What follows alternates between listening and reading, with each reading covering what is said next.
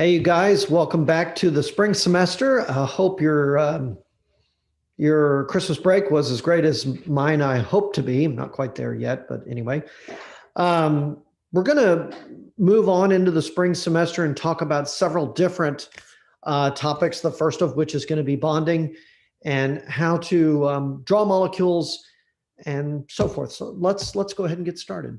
It's again, the spring semester, guys, is a little bit different than the fall. It doesn't build on itself as we go through it. A lot of the topics are very individual. So in this particular one, if math isn't your thing and you love to draw, well, welcome. We're glad you're here.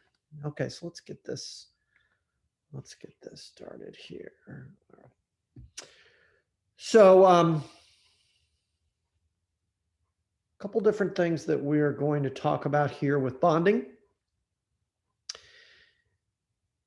So the objectives for this lesson are going to be to identify what valence electrons are in the atom. Today's lesson is going to be kind of simple and straightforward. You're going to relate the valence electrons to their electron configurations.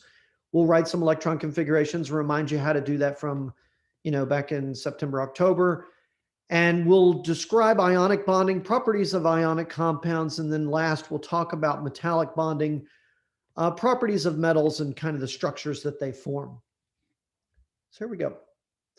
So the first thing is valence electrons. Now I'm saying this, I hope you have a periodic table kind of near you rather than just looking at the one I have here, but it would be good to even perhaps you already have labeled these on your periodic table, label the number of valence electrons that each column has on it. So I've got a periodic table here on the bottom of the screen. The valence electrons are the electrons in the highest occupied energy level or the highest energy level of an atom. So it's going to be, they're going to be the same down each column, but you look across the period. So this is energy level 1, energy level 2, energy level 3, and so forth. The electrons that are in those energy levels, the outermost of each of those individual atoms, are going to be their valence electrons. Now, to know how many valence electrons each one have, they're already kind of labeled on this periodic table here. I'll kind of show you, and we're going to draw little dot structures of these like this here in a little bit. These aren't drawn quite the way I would do it, but it's okay. In the first column, you'll see that there's a single dot there. There is one valence electron for hydrogen. If we go across the periodic table, we look at the beryllium family there are two. So I'm just going to write a 1 there. There's one valence electron here, 2 valence electrons here. When we're doing this, we're looking at the representative elements. So those are the ones that kind of stick up on the periodic table. Some periodic tables, that's like group 1, 2, and then group 13 through 18. Some periodic tables, the ones I like better, actually label the representative elements as group 1A, 2A, 3A, and across. But each of those column or group numbers represent the number of valence electrons. So the boron family would have 3, carbon 4, nitrogen 5, 6, 7, and 8 going across. Okay. There are exceptions to the number of valence electrons in energy level 1, as helium will only have 2 valence electrons. Doesn't have a second energy level with p-shaped orbitals, so it can't form or can't have or hold any more than 2 electrons. But anyway, its energy level is filled with 2. But all the other ones will reach which will reach 8 total. But anyway, the group numbers basically represent the number of valence electrons are in the outermost energy level of those atoms. So you can mark that on your periodic table if you like. You may have already done it. You did this in your periodic table flip book that we did the end of September, early October. So let's draw a couple of these in terms of Lewis dot structures or electron dot structure formulas for just individual atoms. We are going to do this, of course, for complete molecules, both ionic compounds as well as molecular, but let's just do atoms for now. So the electron dot structure for iodine, you need to find out how many valence electrons it has. So I'm going to go back to the periodic table up here, and I'm going to circle iodine. Iodine is right here, or box it, I guess. Iodine is right there, and if I look at my group number, it has 7 valence electrons in it. Right, so I'm going to write those 7 valence electrons, and I'm going to do a little differently than they did on that periodic table, just because it makes a little bit more sense to me. I put on the right-hand side of the element symbol the s electrons. And if you remember how these are assigned, if I did sort of an orbital diagram here, I'm not asking you to do this. what period is that in? 1, 2, 3, 4, 5. It's in the fifth period. My mistake here. So that would be the 5s. And then 5p. You would have 3 orbitals in that 5p that would assign electrons. We're assigning 7 electrons. If you remember, we would assign them first in the s, fill it, and then we would fill 1 of each of the p orbitals before we go back and we double them up. We're going to do the same thing here in terms of the dots. So there are 7 valence electrons. So what I'm going to do is I'm going to put 1 s electron here and the second s electron here. And then I'm going to go around the outside of the iodine, going kind of clockwise from the bottom around to the top, 1 in each of the p's. So that would be the the third, fourth, and fifth electron, and then the 6th electron, and then the 7th electron. And that would be the dot structure for iodine. Hope that makes sense. It'd be done the same way for each individual atom. As we get to ions, it'll be a little different, but for atoms, it just looks like that. So there we go. There's what iodine would look like. Let's go do another one, or let's do several. Let's do nitrogen. So nitrogen is in group 5, which means it's going to have 5 valence electrons. So I would assign the s's first. 1, 2. I've got 3 more to assign. 3, 4, and 5. So there would be the dot structure for nitrogen. Let's work our way down. See if you can do aluminum without. If you want to hit pause, do aluminum, do xenons, do oxygen, and then come back. That's great. Try that. Okay, let's assume that you didn't just pause, or hopefully you don't have me on 1.5 speed. Aluminum would have 2 in the s. It's group 3 elements, so it's got 3 valence electrons. So aluminum would look like this. Xenon is a noble gas, further down the periodic table, obviously, than helium. It would have 8 valence electrons, so I would have 1, 2, 3, 4, 5, 6, 7, and 8. And oxygen being in group 6, I would start with my 2 s's, 1, 2, and then 3, 4, 5, and then 6. Okay, so that's writing writing dot structures for individual atoms. And what we're going to do, we're going to use this for is for bonding. Okay, so there we go. Let's check Mr. Talt's work. Oh yeah, that looks great. Okay, moving on. Ooh, 2 more. My bad. Maybe you went ahead and did these already. If not, sodium is in group 1. It's got a single valence electron. Silicon is in group 4, so I'll assign 1, 2 in the s's first, and then 3 and 4. There we go. Checking my work, of course. Oh, it's lovely. Okay, so your valence electrons, the driving force in nature is the tendency to go to lower energy. So atoms will gain or lose, or even share electrons so that they can have a lower energy state. They are more stable, is what we're going to call that lower energy state, but they are more stable when they have usually what we term a full octet. Now, not every atom is going to have 8 valence electrons around it in order to be stable. But in the case, as is in the case of hydrogen, it only has 2 electrons to satisfy its octet rule, or a duet rule in this particular case. And so what happens is hydrogen will share an electron. If I draw hydrogen here, this is a hydrogen atom down here and a hydrogen atom over here on the right. But if I draw a hydrogen and a hydrogen, each of them have a single valence electron that they'll actually share. So they'll share that pair of electrons so that each of them have 2 valence electrons in their outermost energy level, and they are more stable. All of the atoms that are in the H Bronscliffe will do this. They'll bond with another atom immediately so that they will form this stable structure and a lower energy state. Have a much lower energy state, more stable. Okay. Metals tend to lose electrons. Non-metals tend to gain electrons. Well, let's talk about metals first. So metals tend to lose electrons to achieve noble gas configuration or stable states.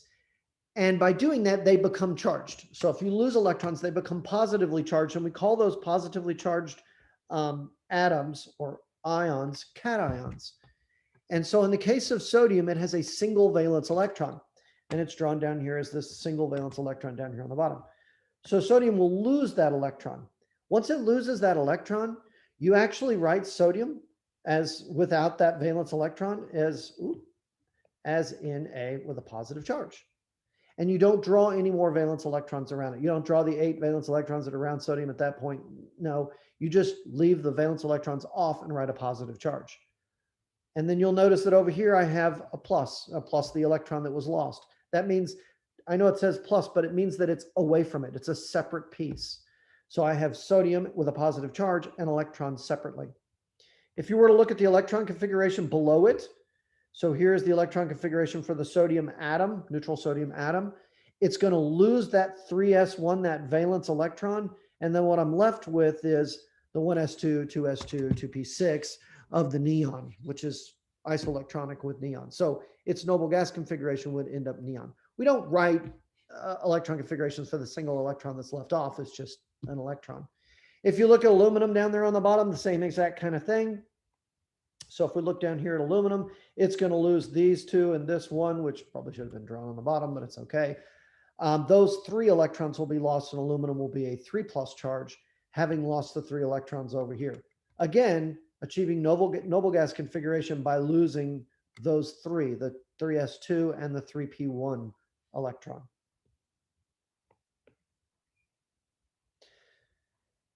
So transition metals can do some strange things. We say pseudo noble gas electron configurations. They're not really a noble gas configuration, but they are in fact stable in some instances. They will lose their highest energy level electrons first, and then lose those that are just not quite as high an energy level as the others later, or possibly, I should say. So if I write the electron configuration for iron, and iron's electron configurations, argon, right? I'm just checking my work there. Sorry about that. Is argon 4s2, Tolan? Yeah. 4s2, 3d6. So that's for a neutral atom of iron. If it loses 2 electrons, so Fe2 plus, it should have been a superscript, but that's okay. Fe2 plus, it's going to lose the highest energy electrons. So the highest energy electrons in this electron configuration of 4s2, 3d6, remember that this right here is the energy level in the electron configuration. It's going to lose the ones that are in the highest and outermost energy level. It's valence electrons. So it's going to lose the 4s2 first. So if it loses the 4s2 first, what I'm left with for Fe2 plus is argon 4s, oh, sorry, I just said to take it away, 3d6. So you would lose those 4s electrons, both of them. In the case of Fe3 plus, or the ferric ion, it's actually going to be argon. It loses the 4s2 again, and then it's going to lose one of the 3ds, and it'll end up having a half-filled 3d orbitals, and 5 half-filled 3d orbitals. So a little bit different. Just you have to remember that in order to form ions for metals, especially transition metals, you're going to remove those outermost electrons first, and then you'll have the ones that are more core electrons closer to the nucleus left over. And there's just kind of showing my work with superscripts. Yeah. So nonmetals tend to gain electrons. So nonmetals will gain electrons and become anions. And so here what we've got is chlorine. Now chlorine's, if I draw its electron dot structure here, I've got 1, 2, 3, 4, 5, 6, 7 valence electrons. It's in group 7. So it has 7 valence electrons. It's not going to lose all 7 of those electrons. Instead, it's going to gain a single electron to become isoelectronic with argon. And so what you end up having here is a gain of an electron here, right here. So I end up with chlorine having 1, 2, 3, 4, 5, 6, 7, 8. I kind of went out of order there putting them in, but that's okay. So chlorine with 8 valence electrons around it. Now, when you write an electron configuration for an anion where you have electrons that are on the outside, you need to put brackets around it and a charge. So chlorine was written like this with its 8 valence electrons around it. It is negatively charged. I can't just write the minus like this. To kind of group and hold all the dots in, you draw brackets around it like this, and then the charge. This will be true also with polyatomic ions, which we'll discuss later. But yes, you must have brackets and the charge. With positive ions, you can leave the brackets off. It's not wrong to write them. But if you don't see valence electrons in there, it's okay just to write the positive charge. Looking down here at nitrogen, it's got 5 valence electrons, 1, 2, 3, 4, 5. And so it's going to lose those 5, or sorry, it's going to gain 3 electrons. And when it gains the 3 electrons, it'll attain noble gas configuration of neon, and it'll have 8 valence electrons drawn around it like that. So it's gaining these 3 electrons. It's gaining 1 here, 1 over here, and 1 way over on the other side.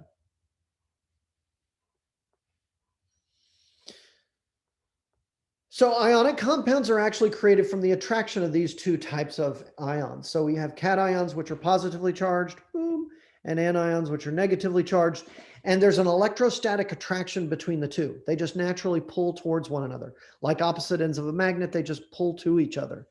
When the electronegativity difference between those 2 is really large, the elements form this compound of ionic bonding. When it's not as large, then they're going to form covalent molecules, but we'll talk about that later.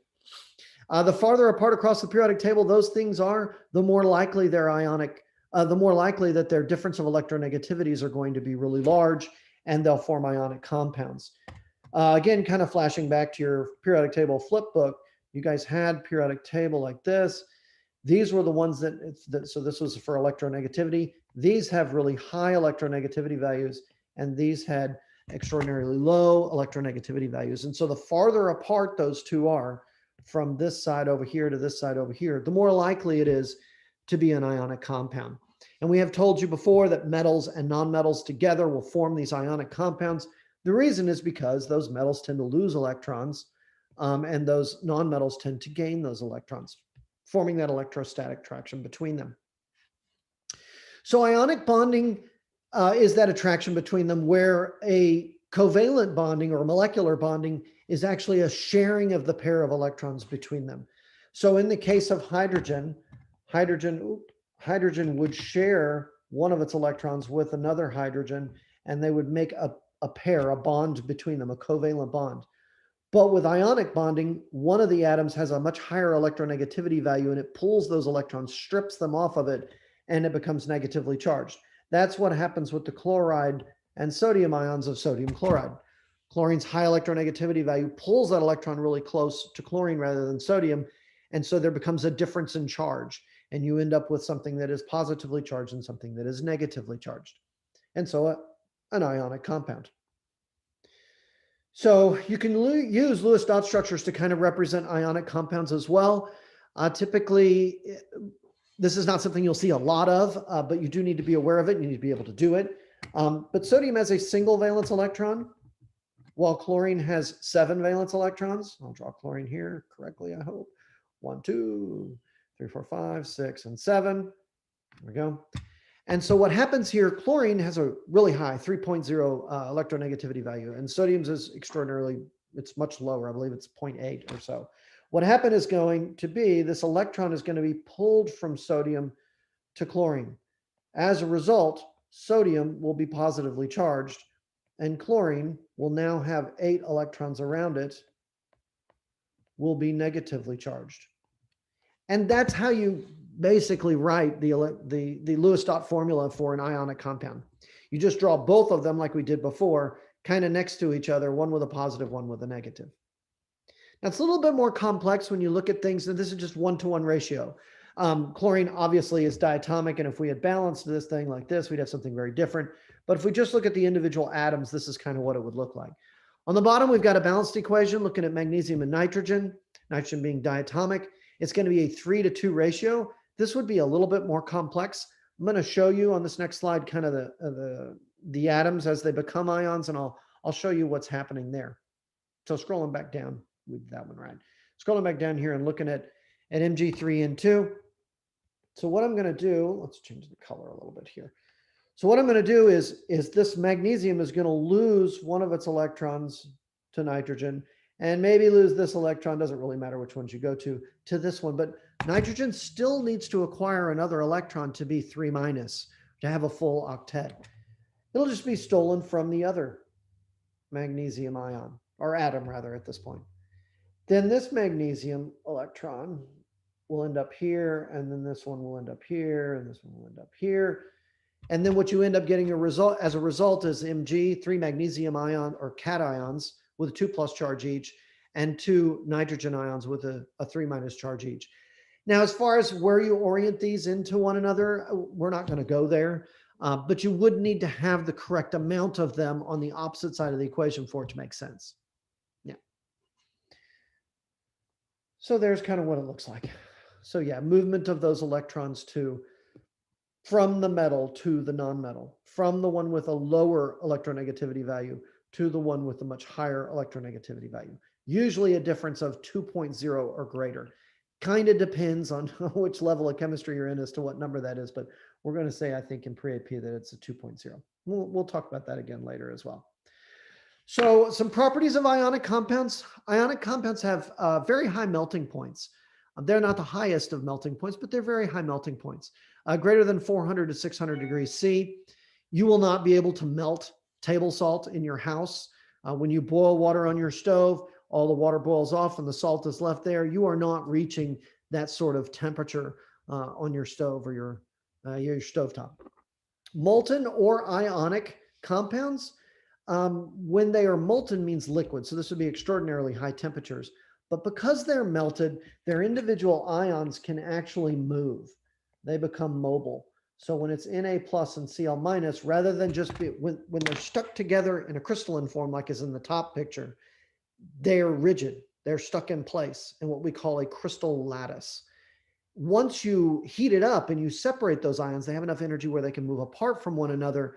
They can transfer electrons atom to atom to atom, or ion to ion to ion, or so forth. And so they end up transferring electricity. The same thing is true if you dissolve it in water. If you dissolve it in water, the affinity for the water molecules versus each other is greater. And so the sodium cation and the chloride anion will be separate, and they will then transfer electrons as well. Ionic compounds are, and it's down here, it just says, look, they contain mobile ions when they're in aqueous solution or molten. When they're solid, they're brittle. And I'll kind of show you this a little bit, but if you have positive ions and negative ions and positive ion and negative ion in a lattice work, negative, positive, negative, positive, negative, and so forth. What happens when these things slide past each other, when they go cross each other like this, the positive ions come closer together, they'll push each other apart. And so what happens, you end up getting the crystal to fracture or shatter. And so that's when it's, of course, in the solid form, not when it's mobile. But when they're in the solid form, this does tend to occur. What's interesting about metals, though, is kind of their bonding structure, the way that they bond. There are more complex models than what we're going to teach you in pre-AP for how they bond, but what we're going to do with you guys, we're going to talk about the sea of valence electrons. And so we say that the bonding in metals is they have so many core electrons in there, so many valence electrons as well. And so what they do is that they're held by this sea of loosely held electrons. Yeah. And so what it allows them to do is have kind of weird properties. So you guys, I hope, know that metal wires are what's in your house. You can transfer electrons, electricity, from one end of a wire to another end of a wire very, very quickly. So just flies right through. The reason is because these electrons are mobile and they can move, sort of like a spongy material in between them, just right between the different cations of the actual metal.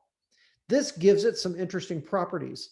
And so what happens is you can actually bend them to a certain degree, or you can pound them flat into shapes. And so these electrons kind of act as like a grease, kind of a spongy material in between them. And so one thing that can be done is they can be drawn into a wire, and you need to know these vocabulary words. That means that it's ductile. So it has ductility. Also, they are malleable, or they have malleability, excuse me. They can be pounded flat into shapes. And so I usually wear my Aggie ring, but my Aggie ring is all kind of dented up because it is actually quite malleable, and I bang it on the desk, and I've had it for 30 years, and so it's in tragic shape. But yeah, they also, like I was talking about before, they can conduct electricity. They can also conduct heat very easily, so they conduct heat just as well as they conduct electricity. Okay. So other properties, well, actually the same. Property of the metal kind of showing you the conductivity. It's a good graphic. So the electrons come in, they will actually travel through not the exact same electron. There's a transfer of charge between atom to atom, but electrons will come out the other side. That kind of shows you its conductivity. Also, these things will slide a little bit, not to the point where they fracture in between each other, but with metals, they don't have that individual anion cation the way the ionic compounds do. And so they'll sort of slide past each other as that electron squishiness in between them kind of gives them the ability to do that.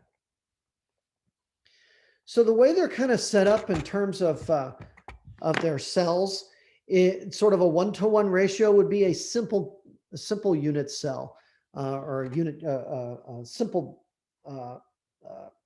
cubic unit cell, simple cubic. That's what I'm trying to say. And so they would just have individual atoms at each one of these corners of the lattice points. Yeah. A body-centered cubic will actually have an atom in the center. Now, this is true for ionic solids and metal solids. The metals will have individual metallic atoms or metal atoms at each one of these unit cells. Could be simple or body-centered or face-centered. It depends on the metal itself, or it depends on the ionic compound. But in this particular case, you would have 8 of them around the outside with 1 in the center. That is the body-centered. And the face-centered, kind of self-explanatory, it has a single atom right here. If I kind of, that's not the pen. If I kind of draw it like this whole is the face. There's an actual center of an atom on that face. There is no atom in the center of this one. So body-centered will have that center body or center atom in the body of the unit cell. And the face-centered will have one in between each of the outside ones of the 8 on that simple cell. So here's what it looks like, a little bit different graphic here. And these are just individual unit cells. So this is just one little set of, in this case, 8 nuclei right here on the top. But it will be stacked. There'll be millions of these, moles of these, in fact, on top of each other, side to side, all around. And so they'll form this whole structure, and we call the entire structure the crystal lattice. And there's a body-centered one right below it, and then a face-centered one on the bottom below that as well. And if you look at it, as you increase the number of atoms in that single unit cell, you increase the number of atoms and the density of that structure as well. So a coordination number is just really showing you the number of atoms that are in there. You're not looking at the individual unit cell at that point. You're looking at stacks of them. Aiken did a great job of explaining this. I haven't done this before, as individual bricks. The unit cell are the bricks of a home, and then the entire wall on the outside of the house would be sort of this crystal lattice where you have several of these unit cells, hundreds of millions of moles of them on the outside. The coordination number is going to be the number of those atoms that are around that individual atom, and that would be ones of opposite charge. So if you look at this one here in the center, I'll just draw this one easier so it's easy to see. Here, I have one that's over here, one that's in the back, one that's on the top, one that's over here, one that's right here, and one that's down here. And that would have a coordination number. Let's zoom in on that a little bit. Coordination number of 6 atoms around it. As you increase the number of atoms per unit of volume here, going from a simple cubic cell to a body-centered cubic cell, you're going to end up with a coordination number of 8. There'll be 8 different things around it. That's easy to see, as there's one in the center with 8 around it. With the face center, it's not quite as easy to see, but there would be 12 around each one.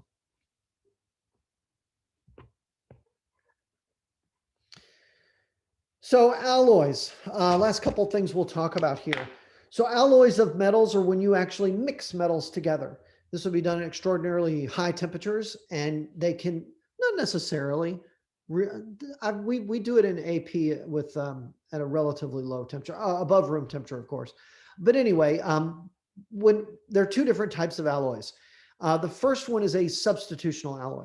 So what a substitutional alloy is an atom of nearly equal size or equal size substitutes itself on the surface or throughout, depending on the temperature at which you're doing this, with atoms of that metal. And so in this particular case, if I had copper, say in AP we do a copper penny, and what we do is we expose it to zinc, and the zinc atoms will stuff on the surface of the penny, and you end up with this brass-colored or gold-colored penny. So this is what brass is. Brass is an alloy of copper and zinc. Typically, alloys will have different properties from the metals of which they were, or from which they were produced. And so some of them are stronger, some of them are more brittle, kind of depends on the way that you mix them together. And there's most metals that you're exposed to are actually alloys of metals or mixtures of metals. They're not pure metals. Aluminum, of course, being an exception, copper maybe. But brass is actually a substitutional alloy. So these will be ones that are similar in size and metal in that metallic crystal. So brass, sterling silver, pewter are good examples. So ones that are interstitial, this would be like steel. So steel is much stronger if, of course, you have the right proportion of atoms that you're adding to the iron. So in this case, what happens is you have a much smaller atom, carbon. Under high heat, you can get the carbon and iron to mix together, and the carbon atoms individually or get in between the individual iron atoms and form stronger bonds between them.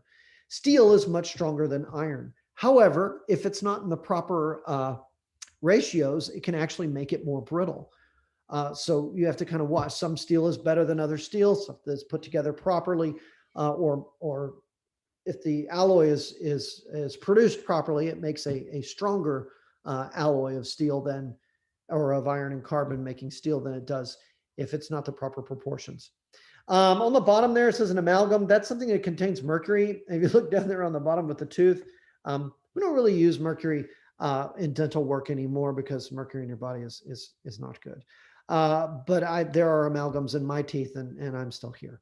So anyway, so we're going to kind of stop there. We'll move on to chapter 8 in the next lesson. Welcome back to school, guys. Starting it all over again. I'll see you in the next one.